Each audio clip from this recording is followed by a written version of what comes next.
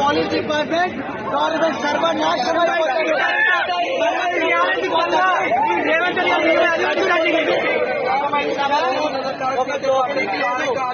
చూడండి ఎంత అరుస్తున్నా ఒక పనికిరాని మేము మాలాగా పట్టించుకోకుండా వాళ్ళ చూస్తున్నారండి. చూస్తుంది గవర్నమెంట్ ఒక పొగలను కొడతారు కానీ అమ్మవారి రథోత్సవం అమ్మవారికి ఒక పబ్లిక్ లేదా? అమ్మవారి గుడి కమిటీ ఏం చేస్తుంది? గుడి ఈవో ఏం చేస్తుండు?